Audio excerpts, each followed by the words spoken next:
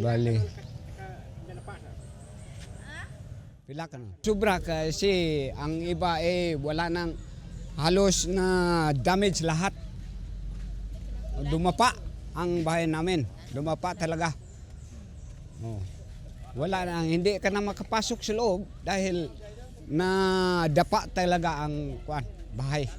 Kuan talaga ito, natirahan namin.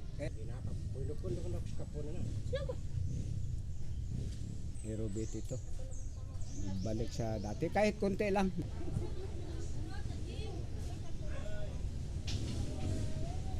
Ang problema namin ngayon, sir, yung paano namin ma-irobit yung bahay namin. Paano namin magawa uli. Kasi wala kaming budget talaga. At saka ang sobra dito, pinakatatakutan namin na itong financial na walang tubig. Di ba? Walang tubig at saka mga bigas.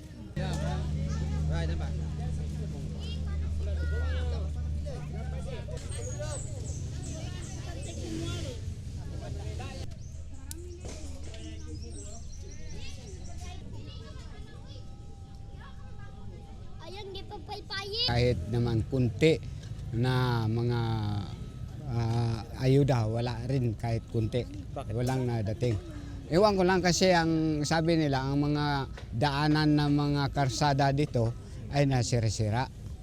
Kaya ganoon talaga siguro, hindi sila nakaabot dito dahil sa mga daanan.